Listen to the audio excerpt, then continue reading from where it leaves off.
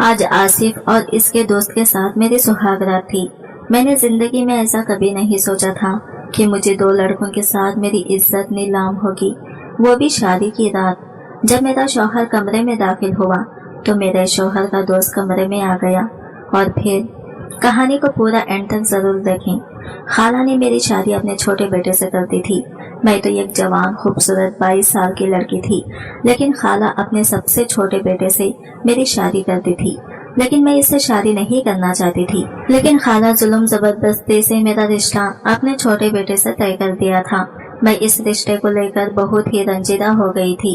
میں بالکل بھی آصف سے رشتہ نہیں کرنا چاہتی تھی، لیکن میرے لاکھ منع کرنے کے باوجود بھی خالہ نے میری شادی اپنے 13 سالہ بیٹے سے کر دی، اور آج میری آصف کے ساتھ شادی کی پہلی رات تھی۔ میں اب گھبرائی ہوئی سے بیڈ پر بیٹھی ہوئی تھی۔ میرا دل گھبرا رہا تھا، میری آنکھوں سے آنسو گر رہے تھے، کیونکہ مجھے ایسا لگ رہا تھا جیسے میری زندگی برباد ہو گئی ہو۔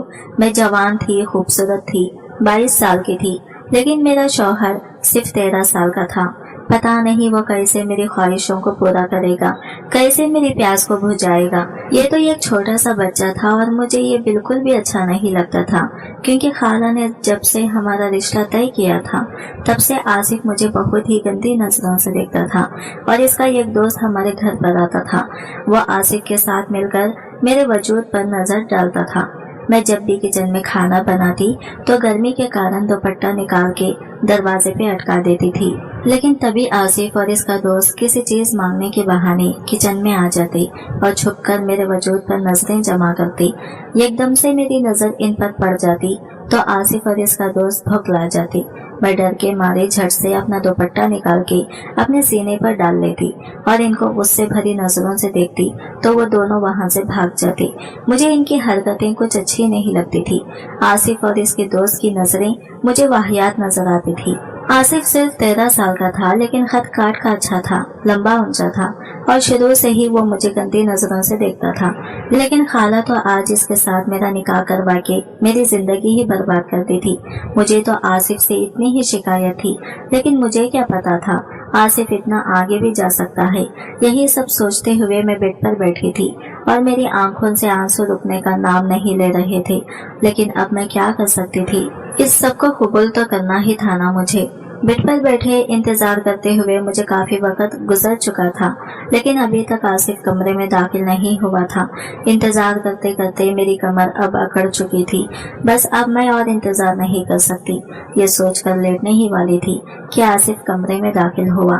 ایک دم سے میرا دل بند ہونے والا تھا، میری دل کی دھڑکنیں تیز ہو گئی تھی۔ اب میں چاہ کر بھی اپنے دل پر کنٹرول نہیں کر پا رہی تھی۔ آصف دھیرے دھیرے قدم بڑھاتا میرے قریب آ رہا تھا۔ یہ جیسے جیسے میرے قریب آتا گیا، میری دل کی دھڑکنیں مزید بڑھتی جا رہی تھی۔ آصف کے منہ سے یہ الفاظ نکلا جس کو میں سنتے ہی دنگ رہ گئی۔ میں سوچ بھی نہیں سکتی تھی آصف ایک چھوٹا بچہ ہو کر اتنی بڑی بات مجھ سے کہہ سکتا ہے۔ اس نے مجھ سے کہا تھا کہ یہ تم میرے لیے پہلی لڑکی نہیں ہو جو میرے لیے اس طرح سے دلہن بن کر بیٹھی ہو، اور ہاں، میرا دل جب تک چاہے گا میں تمہارے ساتھ وہ سب کروں گا، اور جب دل تم سے بھر جائے گا تب میرا جگری دوست تم سے فائدہ اٹھائے گا۔ یہ بات سن کر تو میرے اوزان خطا ہو گئی تھی۔ کیا یہ دولت کے نشے میں اتنا گھنونا بن سکتا ہے؟ کیا اس کو اتنا بھی نہیں پتا تھا کہ اپنی بیوی کی عزت شوہر کی عزت ہوتی ہے؟ یہ تم کیا کر رہے ہو آصف؟ میں مانتی ہوں تم مجھ سے چھوٹے ہو اور میں تم سے بڑی ہوں، لیکن جیسے بھی ہو تم میرے شوہر ہو، نکاح ہوا ہے ہمارا، اور کیا تم مجھ سے یہ سب کروانے کے لیے مجھ سے شادی کی تھی؟ پلیز آصف، میری زندگی تو خالہ نے تمہارے ساتھ شادی کر کے پہلے ہی برباد کر دی ہے، لیکن اب تم میرے ساتھ یہ سب نہیں کر سکتی۔ کیا تم اپنے احسانوں کا بدلہ مجھ سے یوں لوگے؟ مجھ پر رحم کرو، میں تمہاری بیوی ہوں اور تم میرے شوہر ہو۔ میں رو رہی تھی، رو رو کے میری ہچکیاں بن گئی تھی، لیکن آصف ان سب باتوں کا کوئی فرق ہی نہیں پڑا تھا۔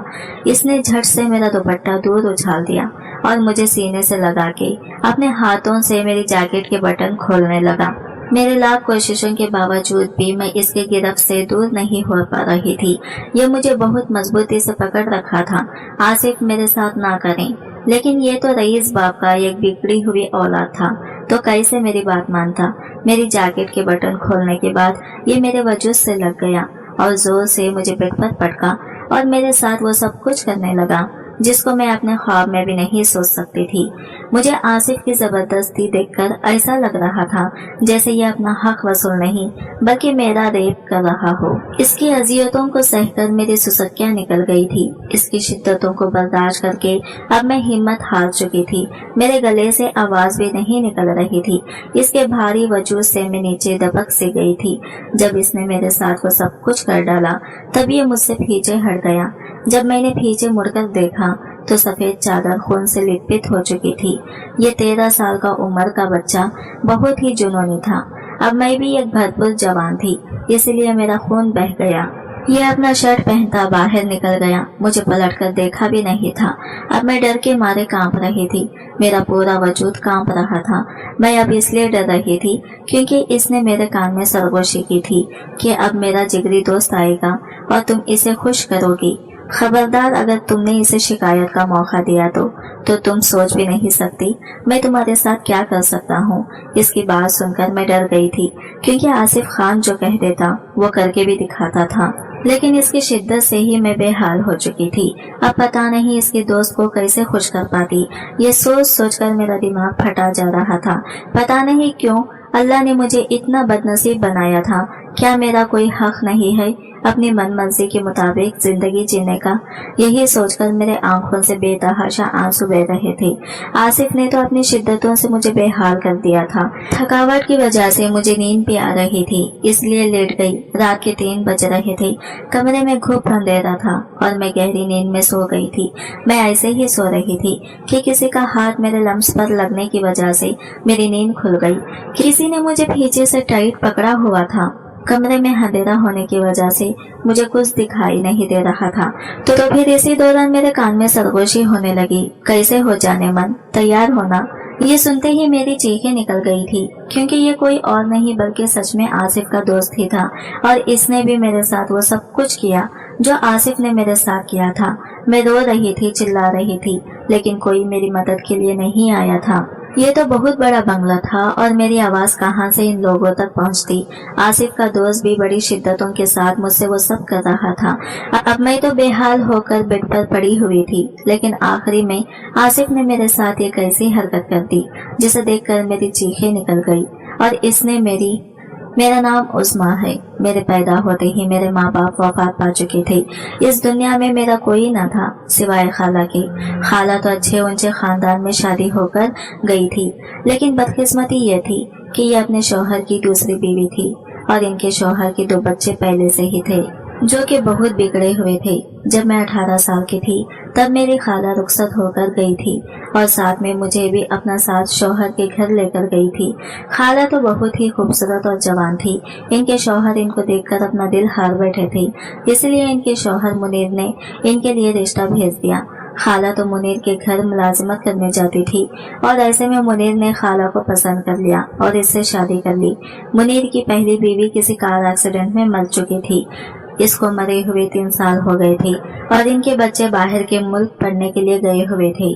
जब खाला से मुनीर ने शादी की तो इनके बेटे इस शादी से बहुत गुस्सा हो गए थे और मेरी खाला को कभी भी माँ होने का दर्जा नहीं दिया। वो खाला को मुलाजिमा ही समझते थे।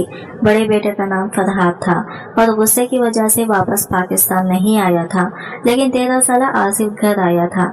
शायद वो मुझसे बदला लेना चाहता था। गुस्सा तो इसे खाला पर था, लेकिन ये मुझसे बदला लेके खाला को तकलीफ देना चाहते थे। ये जब पाकिस्तान आया था तब खाला की शादी होकर 5 साल बीत चुके थे। तब तक मेरी उम्र 22 साल हो चुकी थी और अभी अभी ताज़ा ताज़ा जवान हुई थी। मेरी खूबसूरती के चर्चे सारे मोहल्ले भर में चलते थे, इसलिए खाला ने मुझे भी अपने साथ अपने शौहर के घर ले गई थी। लेकिन बेचारी मेरे खाला को भी क्या पता था कि इस घर में आने के बाद मेरी जिंदगी बर्बाद हो जाएगी।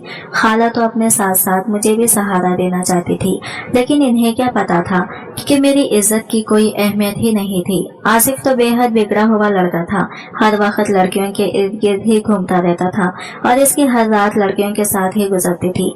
रात भर लड़कियों के साथ रहता और जब इनसे दिल भर जाता तो घर लौटता था। जब ये पहली बार मुझे इस बंगले में देखा तो मुझे अजीब सी नजरों से देखता ही रह गया। जब भी मैं किचन में बिना दोपट्टे के काम करती तो ये और इसका दोस्त मुझे घूरने लगते। मैं डर के मारे सुसक के रह जाती। एक दिन तो मेरे होश तब उड़े जब खाला ने मेरा रिश्ता आसिफ से कर दिया। खाला का यह फैसला सुनकर मैं दंग रह गई थी। खाला शायद अपनी जिंदगी बचाने के लिए मेरी जिंदगी दांव पर लगा रही थी। शायद खाला को यह बात पता नहीं थी कि आसिफ कैसा इंसान है। वो मुझे इसी बंगले में देखना चाहती थी, इसलिए मेरा निकाह अपने छोटे बेटे आसिफ से तय कर दिया था। मैं मानती हूँ आसिफ इनका सगा बेटा नहीं था, लेकिन वो सगे बेटे से बढ़कर इन दो बेटों को चाहती थी, अपने शौहर के डर से। और फिर पूरे बंगले में मेरी शादी की तैयारियां पूरे जोश से हो रही थी और निकाह का दिन भी आ गया था। जल्दी जल्दी मेरा निकाह आसिफ से हो गया और आज मेरी जिंदगी बर्बाद हो चुकी थी। जब आसिफ अपना जुनून मुझ पर निछावर करके कमरे से बाहर गया तो कमरे में और कोई नहीं बल्कि आसिफ का दोस्त था और मेरे साथ सब कुछ करके वो मेरी नाजिबा तस्वीरें बनाने लगा था, जिससे मेरी चीखें निकल गई थी। अब इतनी जिल्लत के बाद मैं यहाँ से भाग जाना चाहती थी, लेकिन इससे पहले ही आसिफ कमरे में दाखिल हुआ और अपने दोस्त से कहने लगा, तुमने तस्वीरें तो बना ली है ना, तो जल्दी जाओ एक थैला लेकर आओ। ये सुनकर मैं हैरान हुई थी। मुझे कुछ भी पता नहीं था अब ये मेरे साथ क्या करने वाले हैं। आसिफ और इसके दोस्त ने मुझे जबरदस्ती उठाकर थैले में डाल दिया और मेरे मुंह पर पट्टी बांधी थी और मेरे हाथ पैर भी बांध दिए थे ताकि मैं इस थैले से निकल ना जाऊं, और मुझे उठाकर कहीं ले जा रहे थे। पूरा ये मामला रात को ही हो रहा था। मेरे मुंह पर पट्टी बांधी थी, जिसके कारण मेरी आवाज दब सी गई थी। मेरी सांस अटकने की वजह से मैं बेहोश हो गई थी। इसके बाद का मुझे कोई होश न रहा। जब मुझे होश आया तो मेरी दुनिया ही उजड़ गई थी। जमीन फटे और मैं इसमें समा जाऊं। आसिफ इसके दोस्त ने मेरे साथ क्या कर दिया था? इन दोनों ने तो मुझे किसी और को बेच दिया था, क्योंकि जब मुझे होश आया तो मैं कमरे में बेड पर लेटी हुई थी। बाहर से कुछ औरतों और मर्दों की आवाजें आ रही थी। जिंदगी मेरे साथ कितने खेल खेल रही थी, मुझे कुछ भी समझ नहीं आ रहा था। एक तो मेरे खाला ने बिना सोचे समझे मेरी शादी 13 साल लड़के से कर दी थी और वो तो मेरी इज्जत लूटकर किसी और को बेचकर चला गया था। मुझे कुछ भी समझ नहीं आ रहा था। ये सब सोचते हुए आंसू बह रहे थे। मेरा अंग अंग दर्द कर रहा था। रात भर तो मैं आसिफ और इसके दोस्त की शिद्दतों को बर्दाश्त कर रही थी। अब मेरे जिस्म में इतनी हिम्मत नहीं थी कि किसी और की शिद्दत को बर्दाश्त कर पाती। इतने में ही एक औरत कमरे में दाखिल हुई और मुझसे कहने लगी कि जल्दी से तैयार हो जाओ, बाहर कुछ मेहमान आए हुए हैं, तुम्हें इनके सामने पेश किया जाएगा और जो तुम्हारी कीमत ज्यादा देगा तो वही तुम्हारे साथ रात गुजारेगा। मैं इसकी बातें सुनकर हैरान हो गई थी। अब मैं और जिल्लत सह नहीं सकती थी, इसलिए मैंने अपनी जिंदगी का अहम फैसला किया था।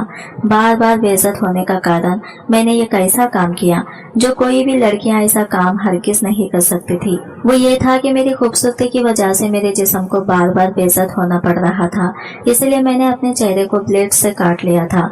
काटते हुए मेरा चेहरा खून से लिपट हो चुका था। दर्द से मेरी चीखें निकल रही थी, लेकिन अब मैं ये खूबसूरती नहीं रखना चाहती थी, जिसके कारण मुझे बार बार आदमियों के सामने खुला होना पड़े और कोई भी आदमी मेरी बदसूरती की वजह से मेरे करीब भी नहीं आएगा। इसलिए मैंने अपने चेहरे को ब्लेड से काट लिया था। खून ज्यादा बहने की वजह से मैं बेहोश हो गई थी और जब मुझे होश आया तो मैं हॉस्पिटल में थी और मेरे पूरे चेहरे पर पट्टी बांधी हुई थी।